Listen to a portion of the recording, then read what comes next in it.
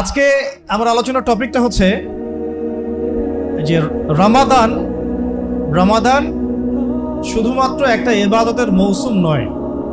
রমাদান হচ্ছে একটা চেতনা। এবং আজকে 17 রমাদান। কত রমাদান? এই 17 রমাদান ঐতিহাসিক যে বদর যুদ্ধ হয়েছে, বদরের যে দিবস, এটা হচ্ছে একটা অপ্রতিরোধ্য জাতি, একটা অপ্রতিরোধ্য জাতির নবজাগরণের একটা সূচনা এই 17 রমাদান। আজকের টপিকটা আমি নির্ধারণ করেছি এভাবে যে রমাদান একটা অপ্রতিরোধ্য উম্মার আত্মপ্রকাশ, এই শিরোনামে। তো আলোচনাটা এইখান থেকে বুঝতে হবে যে দেখুন, আপনি আমি যেহেতু আমরা সব ভাই ব্রাদার এখানে একটু খোলামেলা আলোচনা করছি, একটু খোলামেলা। যে আপনি চিন্তা করেন যে আমরা একটা সোসাইটির মধ্যে আছি, ধরেন যে ঢাকা বা বাংলাদেশ অথবা এখনকার বর্তমান বিশ্ব। এই বিশ্বটার দিকে আপনি যদি তাকান, এবং তাকাতে হবে আপনাকে বাইরের চোখ দিয়ে না, ভিতরের চোখ দিয়ে। একটু বোঝার চেষ্টা করুন প্রত্যেকটা পয়েন্ট। তাকাতে হবে আমাকে ভিতরের চোখ দিয়ে, শুধু বাইরের চোখ দিয়ে নয়। কোন ভিতরের চোখ? যেমনটা খিদির আলাইহিস সালাম নৌকাটা ফুটা করে দিলেন, মুসা আলাইহিস সালাম বললেন যে এটা কেন করলেন। মুসা আলাইহিস সালামের দৃষ্টিভঙ্গিটা বাহ্যিক, খিদির আলাইহিস সালামের দৃষ্টিভঙ্গিটা শুধু বাহ্যিক না, অভ্যন্তরীণ। তিনি বুঝতে পারছেন আল্লাহ পাকের পক্ষ থেকে তার কাছে জ্ঞান এসেছে যে এই নৌকা ফুটা না করলে জলদস্যু নিয়ে যাও। বাচ্চা হত্যা করে দিলেন, মুসা আলাইহিস সালাম রিঅ্যাক্ট করলেন, মনে আছে তো?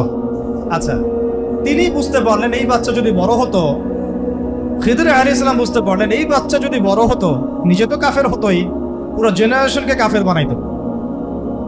এবং সাহাবাগীরা নিজেরা তো নাস্তিক হয়েছেই, পুরো জেনারেশনকে নাস্তিক বানানোর পায়তারা শুরু করছে।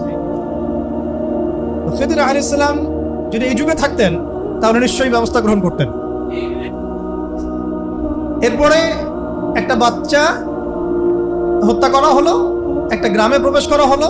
গ্রামের লোকজন মেহমানদারি করে না, খাবার পানিও দিচ্ছে না, উল্টা তিনি তাদের দেয়াল নির্মাণ করে দিলেন। মুসা আলাইহিস সালাম জিজ্ঞাসা করলেন যে এটা কেন করলেন, একটু পারিশ্রমিক নেওয়া যাইতো। তিনি বললেন যে তোমার সাথে আমার আর চলা হলো না। শর্ট করে বলতেছে, হ্যাঁ দা ফিরাক বাইনি ওয়া বাইনাক, তোমার সাথে আমার এই হলো ফিরাক, শেষ। তবে আমাদের নবীজি বলেছেন যদি সেদিন মুসা আলাইহিস সালাম প্রশ্নগুলো না করতেন তাহলে আরো অনেক জ্ঞান শেখা চাইতো। এটা হাদিস আসছে। তিনি পৃথিবীর সবচেয়ে জ্ঞানী মানুষ, নবী মুহাম্মদ সাল্লাল্লাহু আলাইহি ওয়াসাল্লাম। আর মুসা আলাইহিস সালাম তিনি দাবি করছিলেন, বা তাকে জিজ্ঞাসা করা হয়েছিল আপনি পৃথিবীর সবচেয়ে জ্ঞানী মানুষ কিনা, তিনি বলেছিলেন হ্যাঁ। তখন আল্লাহ রাব্বুল আলামিন তাকে খিদির আলাইহিস সালামের সোহবত দিয়েছেন। না, তোমার চেয়েও জ্ঞানী আমার বান্দা আছে, যাকে আমি আমার পক্ষ থেকে জ্ঞান শিক্ষা দিয়েছি। ওই দেয়ালের নিচে ওই দুইজন এতিম বালকের বাবা মায়ের রেখে যাওয়া সম্পদ ছিল। দেয়াল নির্মাণ না করলে মানুষ সে সম্পদ লুট করত। একটা বিষয় বোঝানোর জন্য ছোট্ট করে গল্পটা বললাম। এই বিশ্ব ব্যবস্থা, এই বিশ্বের অর্থনীতি, সমাজ ব্যবস্থা, রাজনীতি, সংস্কৃতি, শিক্ষা এবং পারিপার্শ্বিক জাহালাত, এগুলো আপনি আইডেন্টিফাই করতে পারবেন না যদি আপনি বাইরের চোখ দিয়ে খালি দেখেন, ভিতরের চোখ দিয়ে দেখতে না পারেন। সলিউশনে যাওয়া বহু দূরের কথা, এখান থেকে সলিউশন বের করে সেটা ইমপ্লিমেন্ট করে সমাজ সংস্কার অনেক দূর কি বাদ। আপনি এই প্রবলেমগুলো ফাইন্ড আউটই করতে পারবেন না যদি কিনা আপনি ভিতরের চোখ দিয়ে দেখতে না শিখেন, অর্থাৎ এই যুগের খিদির না হন আলাইহিস সালাম।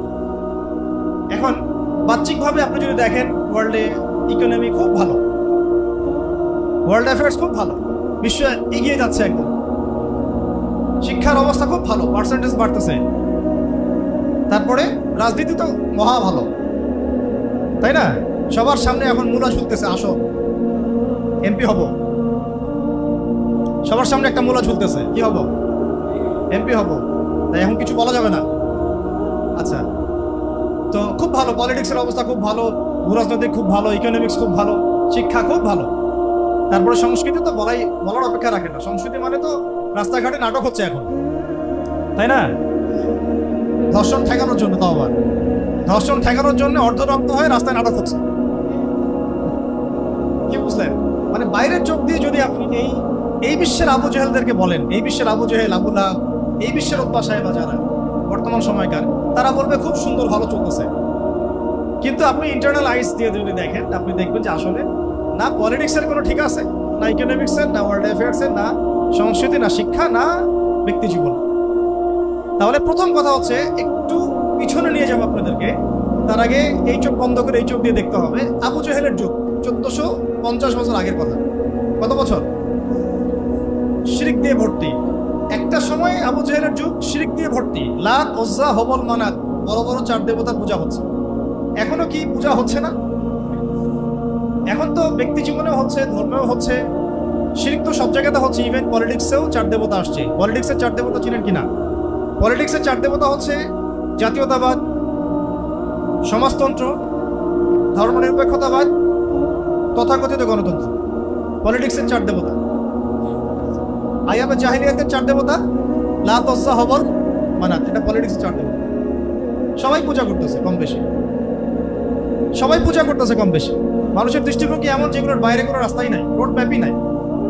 ভাই একটু আগে রোড ম্যাপের কথা বলছিলেন। Road map is equal to সিরাত। বলবে রোড ম্যাপ কি? রোড ম্যাপ সমান সমান সিরাত। রোড ম্যাপ সমান সমান নবী সাল্লাল্লাহু আলাইহি ওয়াসাল্লামের জীবনী। রোড ম্যাপ সমান সমান কোরআন। রোড ম্যাপ সমান সমান হাদিস। রোড ম্যাপ সমান সমান সিরাত। এটাই রোড ম্যাপ। রোড ম্যাপ সমান সমান আব্রাহাম লিঙ্কন না। রোড ম্যাপ সমান সমান কার্ল মার্কস না। রোড ম্যাপ সমান সমান মাও সেতুং না, মুসোলিনি না। রোড ম্যাপ সমান সমান IMF না। Road map is equal two জাতিসংঘ না। Road map is equal two আমাদের মানব রচিত তন্ত্রমন্ত্র না। রোড ম্যাপ সমান সমান তাগুত না। রোড ম্যাপ মানে হলো কোরআন, হাদিস, সিরাত। আর সিরাতটা কেন বললাম? কারণ সিরাতের মধ্য দিয়েই বাস্তবিক প্রয়োগ দেখানো হয়েছে কিভাবে আমরা আল্লাহর জমিনে দিন কায়েম। সেটা নবী সাল্লাল্লাহু আলাইহি ওয়াসাল্লাম করে দেখিয়ে গেছেন। তাত্ত্বিক আলোচনা না, এটা প্র্যাকটিক্যাল। এটা কোনো তাত্ত্বিক আলোচনা না, এটা কি প্র্যাকটিক্যালি ইমপ্লিমেন্ট করা হয়েছে 1400 বছর আগেই। এটা হয়ে গেছে, ওটাই সুন্নাহ, ওটাই উসওয়াতুল হাসান। কথা হচ্ছে আইয়ামে জাহেলিয়াতের এই শিরকগুলো এখন নাই। ওই যে সুদভিত্তিক অর্থ ব্যবস্থা এখন নাই। ওই যে আপনার এই মাদকের ভয়াল থাবা এখন নাই। ওই যে মেয়েদের জিনা, ধর্ষণ, ব্যভিচার, এগুলো অবমাননা নাই। গোত্রে গোত্রে হানাহানি নাই। জুয়া এগুলো নাই। এই যে আপনার নাস্তিকতা, প্রকৃতি পূজা, হ্যাঁ, অপসংস্কৃতি, বেহায়াপনা, বেপরদামি, এগুলো এখন নাই। আপনি একটু ভিতরে চোখ দিয়ে আগে দেখেন।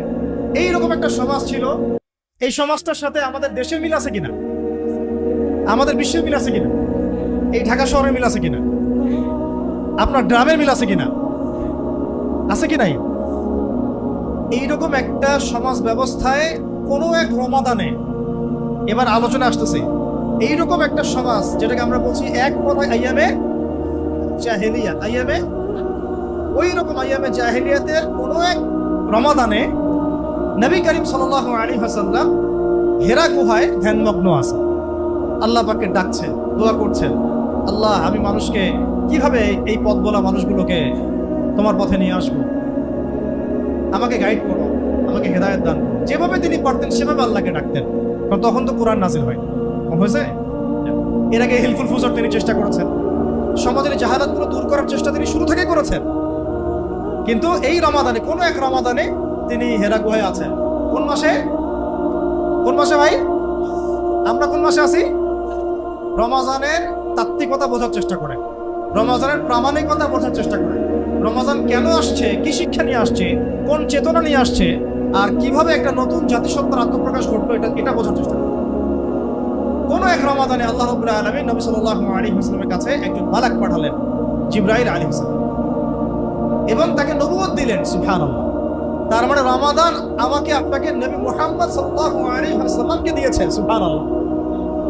রমাদান মাস আমাদেরকে দিয়েছে কি? নবী মুহাম্মদ সাল্লাল্লাহু আলাইহি ওয়াসাল্লামের নবুয়ত। যেই নবী 23 বছরের মধ্যে ওই আইয়ামে জাহিলিয়াতকে একেবারে আলোকিত সমাজে পরিবর্তন করে ফেলেছেন। সুবহানাল্লাহ। কত বছরে? রমাজানের চেতনা এইটা। রমাজানে পেয়েছি আমরা একজন নবী, তিনি তো শুরু থেকেই নবী, সৃষ্টির আগ থেকেই নবী, তাই না? নবুয়ত এসেছে কোন মাসে? তার মানে রমাদানে আমরা নবী পেয়েছি। তাহলে নবীর পরে কি আর কোনো নবী আসতে পারে?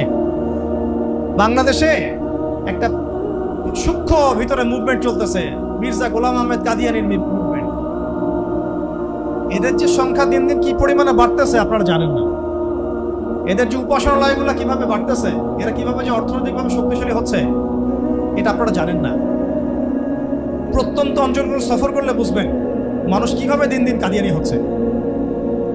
আমরা সাতেমের ইস্যুতে কত কঠোর থাকি, যে নবীকে গালি দিয়েছে সেই ইস্যুতে আমরা কত কঠোর হই, তাই না? আমাদের যদি সাধ্য থাকতো, সামর্থ্য থাকতো, কোনো একটা সাতেমকে আমরা বাংলাদেশে টিকতে দিতাম, মৃত্যুদণ্ড সবার সামনে কার্যকর করে দেখাতাম। আর আমাদের কাছে সেই ক্ষমতাটা নাই, তাই আমরা জনমত তৈরি করতে পারি সর্বোচ্চ, তাই না? আর দেখুন, সে তো গালি তো দিচ্ছেই, বরং সে নিজে নবুয়তও দাবি করছে। তাহলে কোনটা বড় মাপের অন্যায়? এই মুভমেন্টটা না, এটাকে আহমাদিয়া মুসলিম জামাত নাম দিয়ে বাংলাদেশে কাজ করতেছে। রমজান মাসে আমরা নবীকে পেয়েছি, সেই নবীর হক আদায় করতে পারি নাই।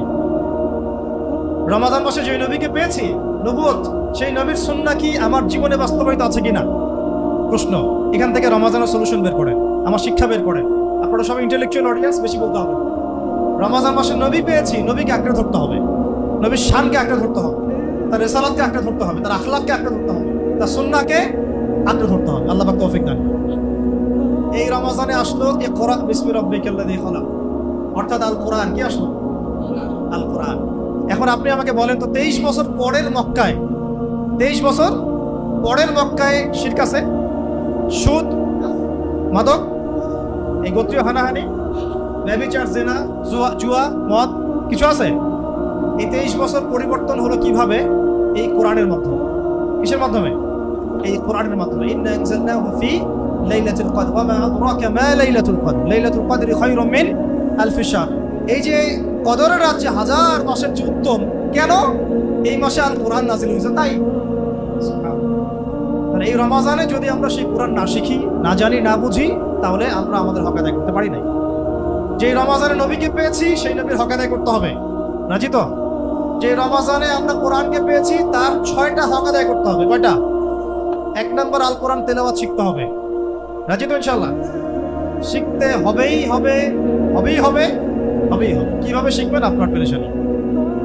কোরআনের অর্থ বুঝতে হবে। 2, 3 কোরআনের আদেশ মানতে হবে। 4 নিষেধগুলো বর্জন করতে হবে। 5 এর দাওয়াত মানুষের কাছে প্রচার করতে হবে। আর 6 আল কোরআনের আইন সমাজে বাস্তবায়ন করতে হবে। কথা বুঝতে পারছি? রমাদান মাস এইভাবে মহিমান্বিত। রমাদান মাসে তাহলে কোরআনকে পেয়েছি, রমাদান মাসে নবীকে পেয়েছি, তার হক আদায় করবো ইনশাআল্লাহ। রমাদান মাসে কোরআনকে পেয়েছি, তার হক আদায় করবো ইনশাআল্লাহ। 23 বছর পরের মক্কায় কোনো জাহালাত নাই, কারণ 23 বছরে মানুষ নবীকে আঁকড়ে ধরেছেন, কোরআনকে আঁকড়ে ধরেছেন। কথা কি বুঝতে পারছেন?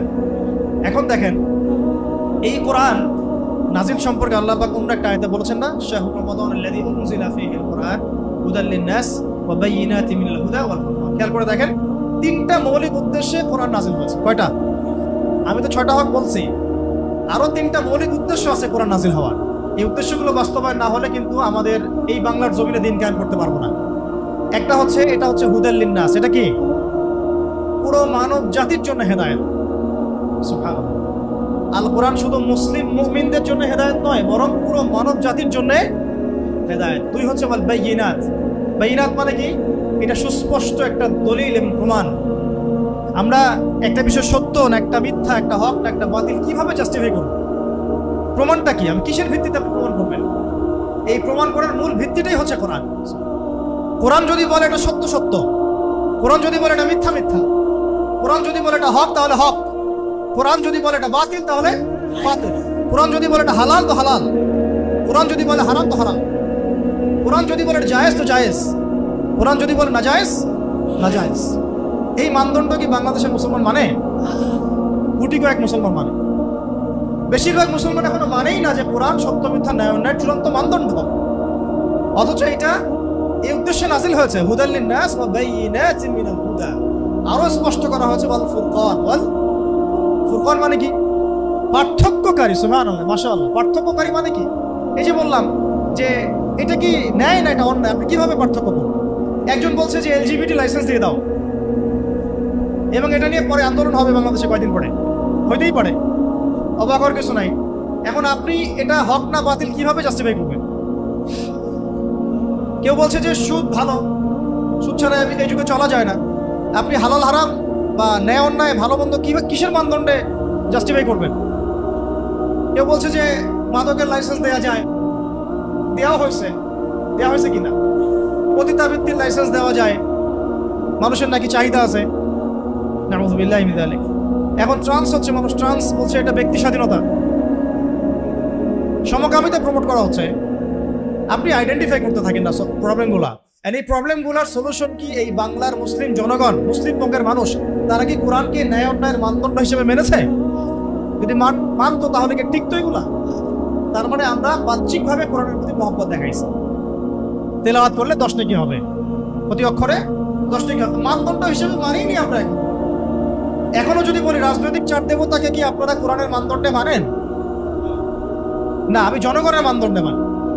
অর্থনীতির বিষয়গুলোকে আপনি কোরআনের মানদণ্ডে মানেন? বলবেন না, জনগণের সংখ্যা গরিষ্ঠতার মানদণ্ডে মানি। আপনি কি সংস্কৃতি, শিক্ষানীতি এগুলো কোরআনের মানদণ্ডে মানেন? না, জনগণের সেন্টিমেন্টের মানদণ্ডে মানি। তো জনগণ যদি বেশিরভাগ বলে যে শরীফ থেকে শরীফা ঢুকাও, তাহলে কি ঢুকাই দিবেন? জনগণের বেশিরভাগ যদি বলে যে চালু করে দাও, জেনা লাইসেন্স দেওয়া হোক, ব্যভিচারের লাইসেন্স দেওয়া হোক, ওই গেট টুগেদার কি বলে ওটাকে, লিভ টুগেদার চালু করা হোক, এটাও খারাপ হয় না, নাউযুবিল্লাহি মিন যালিক। সিচুয়েশনশিপ চালু করো, খারাপ হয় না। তো এটাকে আপনি জনগণের সেন্টিমেন্টের মানদণ্ডে মানবেন? এই জায়গাটাতে আমাদের আঘাত করতে হবে। মূল জায়গা, আমরা আসলে কোরআনকে মানদণ্ড হিসেবে মানি কিনা। কোরআন নাজিলের মূল উদ্দেশ্য কয়টা? 3টা। হুদাল লিন-নাস ওয়া বাইয়িনাতিন মিনাল হুদা ওয়াল ফুরকান। মানে এরা দেখেন, আপনি এটা, এই মানদণ্ড আপনি পরিবারে টিকতে পারবেন না। এই মানদণ্ড আপনি ধারণ করেন, সমাজে টিকতে পারবেন না, রাষ্ট্রে টেকা তো বহু দূরের কথা। একটা সেমিনার আমাদেরকে বলছিল যে ইসলামিক ইকোনমিক্স নিয়ে আলোচনা করেন, জানতে চাই। তা প্রথমে আমরা শুরু করছিলাম এভাবে, আগে আপনারা বলেন যে ইকোনমিক্সের ক্ষেত্রে ইসলাম, কোরআন এবং হাদিসকে আপনারা মানদণ্ড মানেন কিনা। মানদণ্ড মানেন তাহলে আলোচনা করি, না হলে আলোচনা করে দরকার। আগে বলেন যে ইসলামকে মানদণ্ড মানেন কিনা, যদি মানেন তাহলে আলোচনা আসবে।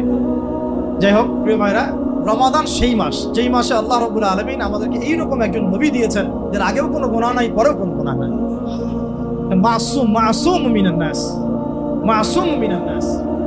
সেই মানুষকে বাংলার জমিনে গালি দেওয়া হয়েছে। এদের কল্লা তো ফেলানো সরকারের দায়িত্ব।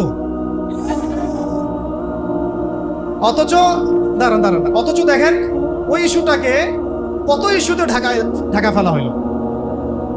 হ্যাঁ, সাতেমের ইস্যুকে একদম মধু ইস্যু দিয়ে, তরমুজ ইস্যু দিয়ে ঢাকিয়ে ফেলা হইল। রাশিয়াকে দাফন করে দেওয়া হইলো আরেকটা কোন ইস্যু দিয়ে জানি, ওই যে সিগারেটের ইস্যু দিয়ে নাকি জানি, হ্যাঁ হামজার ইস্যু দিয়ে, ফুটবল ইস্যু দিয়ে। দেখেন, আপনারা একটু বোঝার চেষ্টা করেন, আমরা যদি খিদির হই তাহলে কখনোই আমাদের চিন্তা কিন্তু ছোট হওয়া উচিত না। আমাদের চিন্তা থাকবে মূল শেকড় ঠিক আছে কিনা।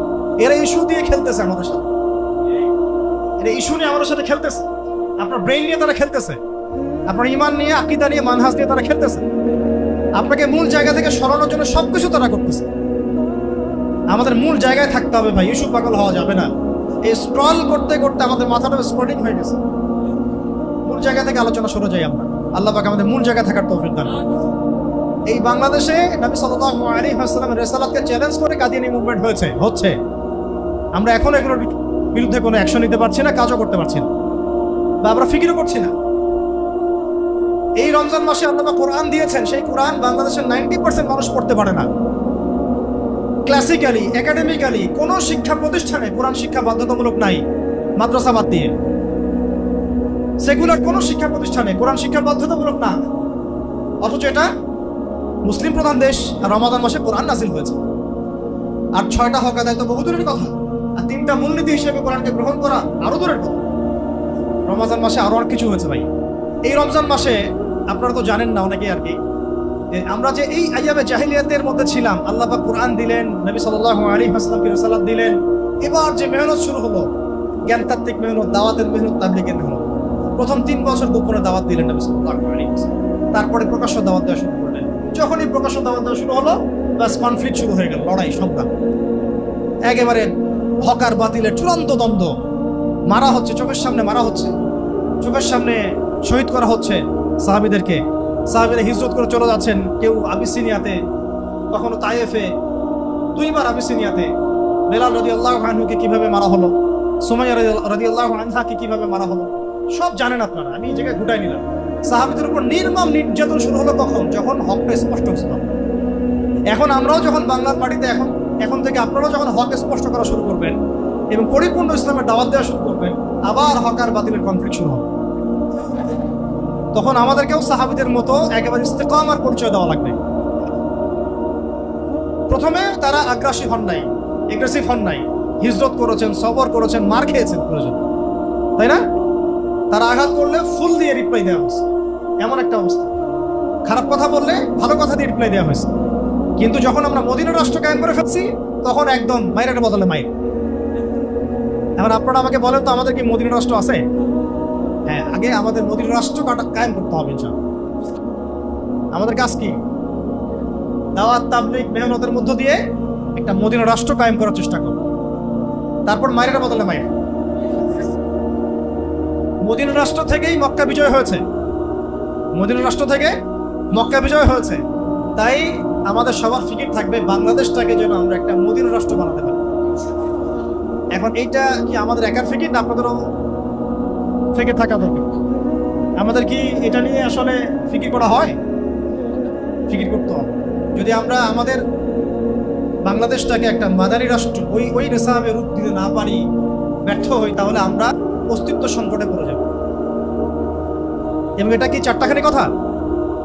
দাওয়াতের মধ্য দিয়ে, জামাআর মধ্য দিয়ে, ইমারার মধ্য দিয়ে, আমর বিল মারুফের মধ্য দিয়ে, নাহি আনিল মুনকারের মধ্য দিয়ে, সবরের মধ্য দিয়ে, ইস্তেকামার মধ্য দিয়ে, আস-সামউ ওয়া তাআর মধ্য দিয়ে একটা সংঘবদ্ধভাবে, জামাআবদ্ধভাবে আমাদেরকে এগিয়ে চলতে হবে। ইনশাআল্লাহ আজ হোক আর কাল হোক, এটা হবেই হবে ইনশাআল্লাহ। আমরা যদি আপনাদেরকে আমাদের পাশে চাই, পাবো কি? আল্লাহ পাক তৌফিক দান করেন। আর একটা মূল পয়েন্ট আছে, শুনুন। এই রমাদানে আমরা হিজরত করে চলে গিয়েছিলাম মদিনা, মনে আছে? আচ্ছা, মদিনাতে আরেকটা জাতি ছিল, কি নাম? একটু মনোযোগ ধরে রাখেন ভাই, শেষ করতেছি। মদিনা একটা জাতি ছিল, কি নাম? বনু কুরাইজা, বনু কাইনুকা, বনু নাজির, তিনটা গোত্র ছিল না? এরা কারা? কি করছিল তারা মদিনায়? উত্তর, তারা নবী সাল্লাল্লাহু আলাইহি ওয়াসাল্লামের আগমনের অপেক্ষা করছিল। কারণ মদিনাতে তিনটা ইহুদি গোত্র ছিল, ঠিক আছে, রাইট? নাম কি? বনু কুরাইজা, বনু কাইনুকা, বনু নাজির। মাশাআল্লাহ। এখন আপনাদের কাছে প্রশ্ন করেছিলাম, তারা সারা দুনিয়া বাদ দিয়ে ওখানে কি করতেছে? তারা সারা দুনিয়া বাদ দিয়ে ওখানে কি করছিল? নবী সাল্লাল্লাহু আলাইহি ওয়াসাল্লামের অপেক্ষাই করছিল। কারণ তাদের তাওরাতে, জাবুরে, তাদের যে আগের ধর্মগ্রন্থগুলো, এখানে স্পষ্ট বলা ছিল যে শেষ নবী হবে আহমদ। কে হবেন? তারা বেসিক্যালি তাকে পাওয়ার জন্যই মদিনায় এসে ফুটে গিয়েছিল। কিন্তু যখন তারা দেখলো যে তিনি বনু ইসরাইল থেকে আসেন নাই, বরং বনু ইসমাইল থেকে আসছেন, তখন তারা হিংসা বিদ্বেষ শুরু করল। কথা আছে এখানে, আমরা কিন্তু প্রায় 17 থেকে 18 মাস তাদের কেবলার দিকে মুখ করে নামাজ পড়েছি। কোন দিকে? বাইতুল মুকাদ্দাস, মনে আছে? এরপরে আল্লাহ রাব্বুল আলামিন এই দ্বিতীয় হিজরিতে আল্লাহ রাব্বুল আলামিন রমাদানের সম ফরজ করেছেন, ওই দ্বিতীয় হিজরিতেই আল্লাহ রাব্বুল আলামিন কিবলাটাকে পরিবর্তন করে দিলেন। ফাওয়াল্লি ওয়াজহাকা শাতরাল মসজিদিল হারাম, তুমি তোমার চেহারাটাকে মসজিদে হারামের দিকে ফিরায় নাও। এটা শুধু আমাদের জাতিগতভাবে কিবলা পরিবর্তন, নামাজের দিক নয় শুধু, এটা হচ্ছে একটা নতুন জাতিসত্তার আত্মপ্রকাশ। আগে আমরা তাদের সাথে চলেছি, তাদের কেবলাকে কেবলা মেনে নামাজ পড়েছি। আমরা কিন্তু আলাদা বিচ্ছিন্ন কোনো জনগোষ্ঠী নই। তাদের নবী আমাদের নবী। আমরা মুসা আলাইহিস সালামকে মানি, ঈসা আলাইহিস সালামকে মানি, মুহাম্মদ সাল্লাল্লাহু আলাইহি ওয়াসাল্লামকেও মানি, কিন্তু তারা আমাদের নবীকে মানলো না। যখন তাদের দরজা পর্যন্ত যাওয়ার পরেও তারা আমাদের নবীকে মানলো না, কোরআনকে অস্বীকার করলো, আমাদের সাথে শত্রুতা পোষণ করলো এবং একটার পর একটা ষড়যন্ত্র করতেই থাকলো, আল্লাহ রাব্বুল আলামিন এবার কিবলা পরিবর্তন করে দিলেন। তোমরা স্বতন্ত্র একটা নতুন জাতিগোষ্ঠী, যেটা ইহুদিদের সাথে আর ঐক্যবদ্ধভাবে চলতে পারবে। কথা বুঝতে পারছি? এখন দেখেন, আমরা ওই কেবলাকে কিন্তু ভুলে গেছি। আজকেও 300 জন নিরপরাধ ফিলিস্তিনিকে হত্যা করা হয়েছে, কিন্তু আমরা কিন্তু আমাদের ওইখান থেকে আমাদের চেহারাটাকে ফিরায় নেওয়ার কারণে আমাদের মনের মধ্যে খুব একটা এগুলো দাগ কাটে না। আমরা এটাকে সংখ্যার ফিগারে এখন আইডেন্টিফাই করি যে কতটা হয়েছে, কতটা মারে। খেয়াল করে দেখেন, আমরা না বাইতুল মুকাদ্দাসের কেবলা ফলো করছি, আর না বাইতুল্লাহর কেবলা ফলো করছি, বরং আমরা তো কোনো ক্ষেত্রে ওয়াশিংটন আর দিল্লিকে কেবলা বানাই ফেলছি। তো এই কেবলা পরিবর্তনের মধ্যে সবক আছে। কেবলা কেন পরিবর্তন হলো? কি দরকার ছিল কেবলা পরিবর্তনের? কেন আল্লাহ রাব্বুল আলামিন আমাদেরকে নতুন একটা জাতি হিসেবে আত্মপ্রকাশ করালেন? আবার এই রমাদানেই আল্লাহ রাব্বুল আলামিন যাকাত, এই দ্বিতীয় হিজরিতে যাকাতও ফরজ করলেন। সুবহানাল্লাহ। কেন? যখন আপনি নতুন জাতিগোষ্ঠী হয়েছেন, আপনার ইকোনমিক একটা বেস লাগবে, অর্থনৈতিক একটা কি লাগবে, ভিত্তি লাগবে। আল্লাহ পাক ভিত্তি দিয়ে দিলেন, তোমরা যাকাত দাও। যাকাত, যাকাত কত পার্সেন্ট মানুষ দেয় বাংলাদেশে? যারা মুসলিম। কত পার্সেন্ট মানুষ যাকাত দেয়? যারা মুসলিম। যারা মুসলিম যাকাতের মাসালাগুলো জানে কতজন? এটা যে ইসলামিক ইকোনমিক্সের মূল ভিত্তি। দেখেন, যাকাত দেয় না, এদিকে রিবা বেশ চলতেছে, সুদ ঘুষ দুর্নীতি চলতেছে, ক্রিপ্টোকারেন্সি চলতেছে, বিটকয়েন চলতেছে, তারপরে এখন নতুন আসতেছে আরো কত কি, আপনারা জানেন এগুলা। বাকি ইনফ্লেশন যেখানে আছে ওইখানে তারা যাচ্ছেন, ওয়ার্ল্ড ব্যাংকের দ্বারস্থ হচ্ছেন, IMF এর দ্বারস্থ হচ্ছেন, যাকাত ভিত্তিক অর্থ ব্যবস্থা রাষ্ট্রীয়ভাবে চালু করা হচ্ছে না। এই যে আমাদের মূল শিক্ষা, রমাদান থেকে বঞ্চিত হচ্ছে। রমাদানের এগুলোই তো মূল শিক্ষা। তারপরে খেয়াল করে দেখেন, এই রমাদানেই আল্লাহ রাব্বুল আলামিন আমাদেরকে বদরের যুদ্ধ করিয়েছে। ঠিক আছে কথা? এই রমাজানে বদরের যুদ্ধ হয়েছে। আবার এই রমাজানে শুধু বদরের যুদ্ধ হয়েছে কিন্তু এমন না, কিন্তু এই রমাজানে আরো বহু যুদ্ধ হয়েছে। কয়েকটা যুদ্ধ আমি আপনাদেরকে বলি। এই রমাজানে বদরের যুদ্ধ তো হয়েছে, এটা আপনারা তো ভাইয়ের আলোচনা শুনলেন, দীর্ঘ আলোচনা করেছেন তিনি, আমি আলোচনা রিপিট করছি না। এটার ফলাফল আমরা সবাই জানি। তো এই রমাজানে তাবুকের যে যুদ্ধটা হয়েছিল, তাবুক যুদ্ধের যে সফর, এই সফরটাও কিন্তু রমাদানের মধ্যেই হয়েছে। আবার আপনি যদি দেখেন খন্দক, এই খন্দকের যুদ্ধের প্রিপারেশন যেটা, এই প্রিপারেশন, খন্দক খোঁড়ার প্রিপারেশন গুলো রমাদানের মধ্যেই হয়েছে। মক্কা বিজয়, সেটাও রমাদানের মধ্যেই হয়েছে। সুবহানাল্লাহ। দেখছেন? আরো যদি সামনে যান, ওমর রাদিয়াল্লাহু আনহুর সময়, প্রায় 15 হিজরির দিকে কথা, ওই সময় আবু উবাইদা ইবনে জাররাহ রাদিয়াল্লাহু আনহুর নেতৃত্বে বাইতুল মুকাদ্দাস বিজয় এই রমজানই হয়েছে। ইনশাআল্লাহ এমন কোন রমাজানে আমরা দেখবো ইনশাআল্লাহ যে বাইতুল মুকাদ্দাস আবার জয় হবে। শুধু তাই নয়, এই রমাজানে এই আপনার আল পার্সোনাল নাম জানেন? ওই যে সেলজুকি একটা যুদ্ধ আছে, ওই যে মালাস গিট, ওই যুদ্ধও কিন্তু রমজান মাসেই হয়েছে। এটা অনেকে আমরা হয়তো জানি না। এছাড়াও আমি নোট করছিলাম তারেক বিন জিয়াদ স্পেন জয়, নাম শুনছেন কি? 712 দিকে খ্রিস্টাব্দ, এটাও রমাদানে হচ্ছে। সুবহানাল্লাহ। কাদেসিয়া যুদ্ধের নাম শুনছেন? কাদেসিয়া যুদ্ধের যে একটা অংশ, সফর একটা অংশ ছিল এই রমাদান কেন্দ্রিক। তার আগে যুদ্ধ হয়েছে, ফিরতে ফিরতে মানে রমাদান এর মধ্যে পড়ে গেছে আর কি। আব্বাসীয় খলিফা মুতাসিম বিল্লাহ আমুরিয়া বিজয় করেছিলেন ব্যাবিলনে এই বাইজেন্টাইনদের সাথে, এইটাও রমজান মাসে হয়েছে। এরকম আরো কিছু যুদ্ধ আছে, যেমন আইন জালুদের যুদ্ধ, নাম শুনছেন? যেটা ওই যে তাতারিদের সাথে, মঙ্গলদের সাথে হয়েছে। এই যুদ্ধও কিন্তু রমাদান মাসে একটা ডিসাইসিভ ব্যাটল হয়েছে। এরপরে 100 বছর তারা আমাদের দিকে চোখ তুলতে পারে নাই। ওই যে হালাকু খান একটা বড় ভাই ছিল, মঙ্কে খান, নাম শুনছেন কিনা? এই মঙ্কে খানের পতন হয়েছে এই যুদ্ধে। এবং এই যুদ্ধের পরে বারকে খান নামে একজন মুসলিম সেনাপতি মঙ্গলদের থেকে বের হন, যিনি মুসলিমদেরকে প্রোটেক্ট করতেছিলেন। এই যে অনেক ঘটনা আছে রমাদান মাস কেন্দ্রিক, এই যুদ্ধগুলো সবগুলো রমাদান মাসেই সংঘটিত হয়েছে। দেখেন, এখন আমি 3টা আয়াত বলে চেষ্টা করব, আপনারা 3টা আয়াত মিলাই নেবেন জাস্ট কোরআনে। একটা আয়াত আমি শুরুতে বলেছিলাম, কুতিবা আলাইকুমুস সিয়াম কামা কুতিবা আলাল লাযিনা মিন ক্বাবলিকুম লাআল্লাকুম তাত্তাকুন। রমাদান মাসের সওমের যে মূল উদ্দেশ্যটা, এটা এখানে আল্লাহ রাব্বুল আলামিন আমাদেরকে বলেছেন লাআল্লাকুম তাত্তাকুন, যাতে করে তোমরা তাকওয়া অবলম্বন করতে পারো। দেখেন, আমাদের এই যে জাহিলিয়াত দূর করার কথা বললাম, ইসলামী সমাজ বিনির্মাণের কথা বললাম, মদিনা রাষ্ট্র কায়েমের কথা বললাম, আর রমাদান মাসে যে যুদ্ধ ফরজ হয়েছে, মানে রমাদান মাসে যে যুদ্ধগুলো হয়েছে, ফরজ আগে হয়েছিল, রমাদান মাসে যে যুদ্ধগুলো হয়েছে, এই যুদ্ধগুলোর মধ্য দিয়ে নবী সাল্লাল্লাহু আলাইহি ওয়াসাল্লাম যে পুরো জাজিরাতুল আরবের মধ্যে ইসলাম কায়েম করে দিয়েছেন, এই যে পুরো কথাগুলো আমরা বলছি, এগুলো তখনই বাস্তবিক রূপ লাভ করবে যখন আমরা তাকওয়ার শিক্ষায় শিক্ষিত হতে পারব। তাকওয়া ছাড়া এগুলো কিছু অর্জিত হবে না। ওই আয়াতগুলোর উপরে আমাদের নবীজি এমনভাবে আমল করেছিলেন যে তিনি নিজেই 66টার মতো যুদ্ধের মধ্যে ইনভলভ ছিলেন। কয়টা? প্রায় 66টা। তার মধ্যে 43টা হচ্ছে আপনার এই সারিয়া এবং 23টার মতো গাজওয়া, আরো কম বেশি প্লাস মাইনাস। তো দেখেন, তাকওয়ার শিক্ষাটা আমরা কিভাবে অর্জন করব? এটা কোথায় থাকে? কলিজার মধ্যে। তাকওয়া ও হুনা, আল্লাহ পাক বলেন ইন্না আকরামাকুম ইনদাল্লাহি আতকাকুম মুত্তাকি। এখন নবী সাল্লাল্লাহু আলাইহি ওয়াসাল্লাম একটা উসুল দিয়ে গেছেন, উসুলটা একটু বোঝার চেষ্টা করি। তিনি বলেছেন আনতা আবুদুল্লাহ কাআন্নাকা তারাহু, তুমি এমন ভাবে আল্লাহর ইবাদত করো যেন তুমি আল্লাহকে দেখছো।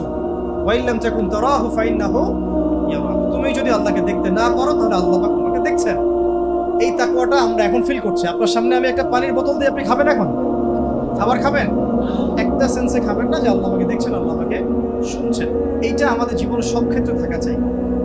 এটা আমার রাতের বেলা থাকা চাই, দিনের বেলা থাকা চাই, একাকিত্বে থাকা চাই, এটা আমার শিক্ষায় থাকা চাই, সংস্কৃতির মধ্যে থাকা চাই, আমার অর্থনীতির মধ্যে থাকা চাই, আমার রাজনীতির মধ্যেও থাকা চাই। এই তাকওয়ার শিক্ষাটা দেওয়ার জন্যই বেসিক্যালি বারবার রমজান ঘুরে ঘুরে আসছে। আর এই তাকওয়াটা কি শুধুমাত্র এক মাস কেন্দ্রিক না সারা বছর সারা জীবন? খুব খেয়াল করে দেখবেন রমজান মাসে আমরা সবাই আল্লাহ ওলি হয়ে যাই, রমজানের পরে আবার আমরা যা তাই। এটা কি ঠিক হয়? তো তাহলে এখানে তাকওয়া কেন্দ্রিক জাস্ট দুইটা কথা। এক হচ্ছে এই তাকওয়াটা শুধু জীবনের এক কেন্দ্রিক নয়, বরং জীবনের প্রতিটা ক্ষেত্রে থাকতে হবে। সামগ্রিক জীবনে থাকতে হবে, বৈষয়িক জীবনেও থাকতে হবে এবং ইবাদত বন্দেগীর জীবনেও থাকতে হবে। এবং এটা শুধুমাত্র একটা মানে কি বলবো, সাময়িক একটা রমাদান মাস কেন্দ্রিক একটা আমলের বিষয় নয়, বরং জীবনের প্রতিটা দিন প্রতিটা রাত আমাকে তাকওয়ার শিক্ষায় শিক্ষিত। এই তাকওয়া যদি আমরা ধারণ করতে পারি, ওর আলোকে আমরা আমাদের পরিবার, আমাদের প্রজন্মকে করতে পারি, তাহলে ওই চূড়ান্ত যে লক্ষ্যটা বলছি মক্কা বিজয়, যেটা রমজান মাসে হয়েছে, ওই দিকে ইনশাল্লাহ আমরা হাঁটতে পারবো। তার আগে মদিনা রাষ্ট্রও তো লাগবে ইনশাল্লাহ। আচ্ছা, এখন জাস্ট আর দুটা কথা, এরপরে ইফতার হবে ইনশাল্লাহ, তারপরে নামাজের পর আলোচনা ইনশাল্লাহ। আপনারা এই আয়াতটা সবাই জানেন, কুতিবা আলাইকুম সিয়াম। ডানে বামে আর দুইটা আয়াত আছে, ডানে বামে দুইটা আয়াত আছে, একদম আরবি ব্যাকরণের ভাষায় সেম ওজনে সেম শিক্ষা দিয়ে দুইটা আয়াত আল্লাহ রাব্বুল আলামিন সূরা বাকারে নাযিল করেছেন। ডানে বামে আয়াতগুলো খুব একটা দেখা হয় না আমাদের সমাজে। আমি জাস্ট জানার জন্য, আপনাদের দৃষ্টি আকর্ষণ করার জন্য, একটু ডানেই দেখবেন আছে কি কুতিবা আলাইকুম সিয়াম। বুঝলাম আমি কুতিবা আলাইকুম সিয়াম, আমার উপর সিয়ামকে ফরজ করা হয়েছে। কুতিবা আলাইকুমুল কিসাস, আমি বুঝলাম না যে আমার উপর কিসাসকে ফরজ করা হয়েছে। সুবহানাল্লাহ, কি বিষয় বুঝতে পারছেন? কুতিবা আলাইকুম সিয়াম বুঝলাম। একটা সেকুলারকে আপনি জিজ্ঞাসা করেন রোজা রাখছেন? হ্যাঁ রাখছি। কেন রাখছেন? না রাখলে হয় মুসলমান থাকা যায়? তো কুতিবা আলাইকুমুল কিসাস বুঝলেন না কেন? কিসাসের মধ্যে কত কি আছে? কিসাস তো একটা আছে, হত্যার বদলে হত্যা।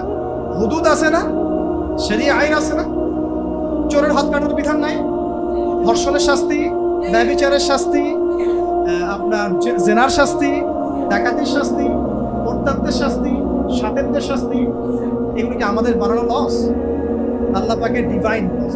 এগুলো কি আল্লাহ পাকের পক্ষ থেকে ঐশ্বরিক, আল্লাহর পক্ষ থেকে নাজিল করা। আল্লাহ পাক কি এমন কোনো ল দিতে পারেন যেটা মানবতা বিরোধী? বলেন, হতে পারে কখনো? তার মানে তারা তো আল্লাহর লকে অস্বীকার করছে না, তারা আল্লাহকে অস্বীকার করছে। আল্লাহর লকে অস্বীকার করা মানে কি? আল্লাহকেই অস্বীকার করা।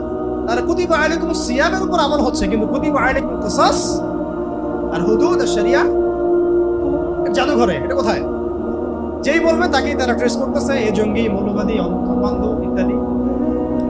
আচ্ছা, যা বেশি হয়ে যাচ্ছে, আরেকটা আছে বাম দিকে, আরেকটু বেশি করে দেই। এইটার বাম দিকে আরো একটা আয়াত আছে, কুতিবা আলাইকুমুল কিতাল, কুতিবা আলাইকুমুল কিতাল ওয়া হুয়া কুরহুন লাকুম ওয়া আসা আন তাকরাহু শাইআন ওয়া হুয়া খায়রুন লাকুম ওয়া আসা আন তুহিব্বু শাইআন ওয়া হুয়া শাররুন লাকুম ওয়াল্লাহু ইয়া'লামু ওয়া আনতুম লা তা'লামুন। আছে কি না কোরআনে? বানায় বললাম ভাই, আছে না নাই? আচ্ছা, ডান দিকে একটা কুতিবা আলাইকুমুল কিসাস আর বাম দিকে কুতিবা আলাইকুমুল কিতাল, মাঝখানে কুতিবা আলাইকুমুস সিয়াম। আমাদের বাংলাদেশের আমরা 90% মুসলিম, মাঝখানে একটা নিয়েছি না, ডান নিয়েছি না বাম নিয়েছি। প্রেক্ষাপট আছে, আমি বুঝলাম, সব মানলাম, সব উসুল আমি বুঝি, এটা আমাকে বুঝাতে হবে না। এটা আদর্শগতভাবে আমরা মানি কিনা, আদর্শগতভাবে আমরা আসলে এটাকে বিশ্বাস করি কিনা, স্বীকার করি কিনা, মানি কিনা। যে আল্লাহর হাতে আমার জীবন, সে আল্লাহর বিধান আমি মানি না। যে আল্লাহর হাতে আমার মৌত, সে আল্লাহর বিধান আমি আমার রাজনৈতিক জীবনে, অর্থনৈতিক জীবনে, সাংস্কৃতিক জীবনে, সামাজিক জীবনে মানি না, কিন্তু এদিকে আমি নামাজ রোজা হজ জাকাত সবই করি। এই যে একটা কুফর, একটা শিরক, এটা তো একটা শিরকই বলা যায়। এটা কি আসলে কাম্য ছিল? আমাদেরকে এখান থেকে মেসেজ দিতে হবে, রমাদান শুধুমাত্র এই শিক্ষা দিবে না যে আমি শুধুমাত্র না খেয়ে থাকবো, পানি না পান করে থাকবো, সব ছেড়ে দিব না। আমাকে পুরো ইসলামের সামনে আত্মসমর্পণের শিক্ষা যেন রমজান দেয়। আল্লাহ পাক আমাদের বোঝার তৌফিক দান। আর দেখেন, এই কুতিবা আলাইকুম সিয়ামের উপরে কি নবী সাল্লাল্লাহু আলাইহি ওয়াসাল্লাম আমল করেছিলেন? সাহাবায়ে কেরাম কি আমল করেছিলেন? তাকওয়ার শিক্ষায় কি তারা দীক্ষিত ছিলেন? ঠিক একইভাবে কুতিবা আলাইকুমুল কিসাসের উপরে কি সাহাবায়ে কেরাম আমল করেছেন? আমাদের নবী কি আমল করেছেন? তাহলে সেটা কি তার সুন্নতের মধ্যে বর্তায়? অন্তর্ভুক্ত না অন্তর্ভুক্ত না? আবার কুতিবা আলাইকুমুল কিতালের উপরে কি নবী আমল করেছেন? সাহাবীরা আমল করেছেন? 1400 বছর ধরে কি আমল চলে আসছে? তাহলে আমরা কি এই তিনটার আংশিক বিষয় নিব না পরিপূর্ণ বিষয় নিব? এইটুকু যদি আপনারা আজকে বুঝতে পারেন আমার আলোচনায়, বাস আমি মনে করবো যে আমার মেহনত সফল। শুধুমাত্র কুতিবা আলাইকুম সিয়ামের উপর থাকলে হবে না, বাকি সমস্ত বিষয়ের উপরে আত্মসমর্পণ করতে হবে। আল্লাহ তৌফিক দান। আমাদের নবীজি বলেছিলেন, আমার মেয়ে ফাতিমাও যদি চুরি করে আমি তার হাত কেটে দেব। শব্দটার কি ওজন বুঝতে পারেন? আমার মেয়ে ফাতিমাও যদি চুরি করে আমি তার হাত কেটে দেব। আমাদের নবী সাল্লাল্লাহু আলাইহি ওয়াসাল্লাম এই রমজান মাসেই রোজা রাখা অবস্থাতেই বদরে ছিলেন, তাবুকে ছিলেন, তারপরে তো বললাম যে খন্দকের আগের প্রিপারেশন ছিলেন, মক্কা বিজয় ছিলেন, আরো কত সারিয়া রমজান মাসে হয়েছে, এগুলো সিরাত থেকে শিখতে হবে প্রিয় ভাইরা এবং আমাদের বোনেরা যারা আছেন। আজকের এই সংক্ষিপ্ত আলোচনায় আমরা যে কয়েকটা বিষয়ে মৌলিকভাবে ফোকাস করতে চাই। এক হচ্ছে রমাদান মাস আমাদেরকে নবী সাল্লাল্লাহু আলাইহি ওয়াসাল্লামের সালাত দিয়েছে। কি দিয়েছে? অতএব নবীর আদর্শ, তার সুন্নাহ আমাদের সামগ্রিক জীবনে বাস্তবায়ন করা চাই। আল্লাহ তৌফিক দান করেন। রমজান মাসে আমরা কোরআনের মধ্যে কিতাব পেয়েছি, এই কিতাবের 6টা হক আদায় করা চাই। মনে আছে 6টা হক? তো তেলাওয়াত, অর্থ অনুধাবন, আদেশ মানা, নিষেধ বর্জন করা, দাওয়াত এবং এর আইন বাস্তবায়ন। ঠিক আছে ইনশাআল্লাহ? এটা 3টা মৌলিক উদ্দেশ্যে আসছে, হুদাল লিন-নাস বায়িনাতিন মিনাল হুদা ওয়াল ফুরকান। ঠিক আছে? এই রমজান মাসে কুতিবা আলাইকুমুস সিয়াম কিভাবে করব এটা আমরা শিখেছি। ঠিক একইভাবে ডানে বামে আয়াতগুলোর উপরে আমল করার চেষ্টা করতে হবে এবং সিরাতের আলোকে আমাদের সবাইকে পথ চলতে হবে। আল্লাহ পাক আমাদের সবাইকে নবী সাল্লাল্লাহু আলাইহি ওয়াসাল্লামের সিরাত পড়ার তৌফিক দান করেন, বুঝার তৌফিক দান করেন এবং সিরাত অনুযায়ী জীবন গড়ার তৌফিক দান করেন। এবং রমাদানকে যদি আমরা ইফেক্টিভলি ইউটিলাইজ করতে চাই তাহলে এই কাজগুলো খুব ভালোভাবে করতে হবে, যেটা আলোচনা আমরা অন্যান্য বক্তাদের মুখে শুনেছি। যেমন নামাজের কথা তারা বলেছেন, নামাজের পাবন্দির দরকার আছে কি নাই? এই রমজান মাসে জামাতে থাকবো, বাকি সময় কি জামাত ছেড়ে দিব? রমজান মাসে রাতে কিয়ামুল লাইল করছি, তাহাজ্জুদ করছি, বাকি বছর ছেড়ে দেবো কি? রমজান মাসে সাদকা করছি, যাকাত দিচ্ছি, বাকি বছর কি দিব না? রমজান মাসে আমরা মাশাআল্লাহ পর্দা করছি, চোখের হেফাজত করছি, রমজান মাসের বাইরে ছেড়ে দেবো কি?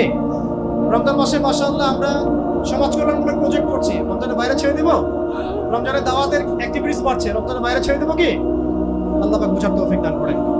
রমজান মাসে আমরা মাশাআল্লাহ ইতিকাফ করছি, অনেকে করবো ইনশাআল্লাহ, কোরআন তেলাওয়াত করছি, এই কোরআনকে কি রমজানের পরে ছেড়ে দিব?